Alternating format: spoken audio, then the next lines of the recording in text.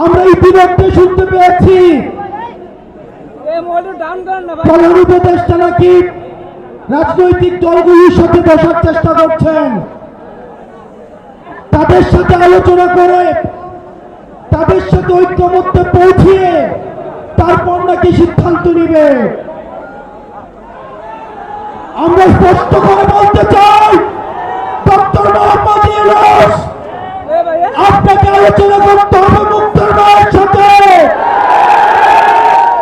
আপনাকে আলোচনা করতে হবে স্নিগ্ধর ভাইয়ের সাথে, আপনাকে আলোচনা করতে হবে ওয়াসিমের ভাইয়ের সাথে, আপনাকে আলোচনা করতে হবে আবু সাইদের বাবার সাথে, আপনাকে আলোচনা করতে হবে যাকে রাজনৈতিক কারণে উঠিয়ে নিয়ে গিয়েছে ইলিয়াসের স্ত্রীর সাথে।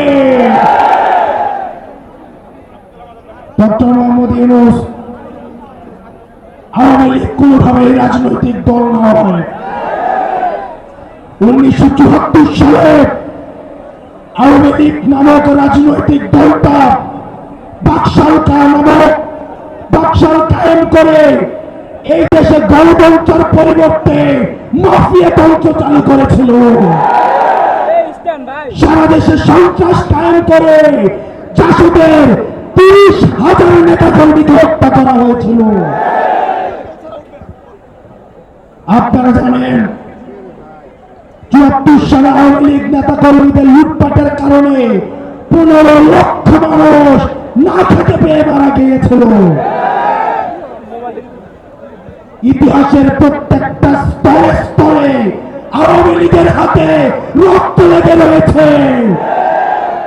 আওয়ামী লীগ যে শুধুমাত্র ক্ষমতায় থাকাকালীন রক্ত ঝরিয়েছে বিষয়টা এমন নয়।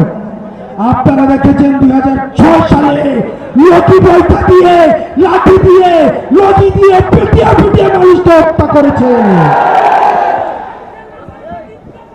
সর্বপ্রথম আপনারা জানেন 2009 সালে বাংলাদেশের ফার্স্ট লাইন অফ ডিফেন্স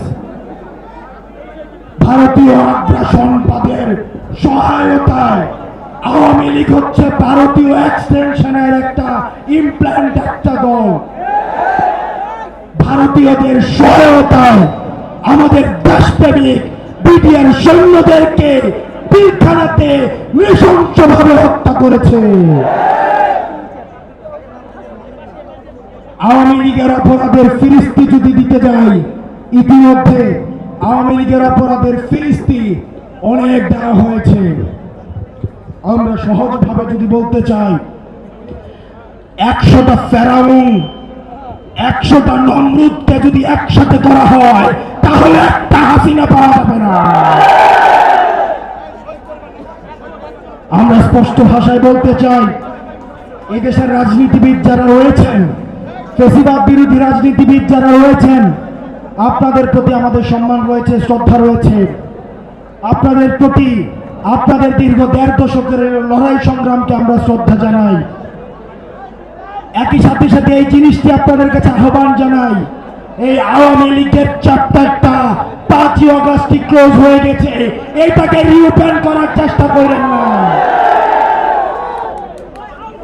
আমাদেরকে বলা হয় বিদেশ থেকে নাকি ইনক্লুসিভ ইলেকশনের এক ধরনের প্রেশার রয়েছে।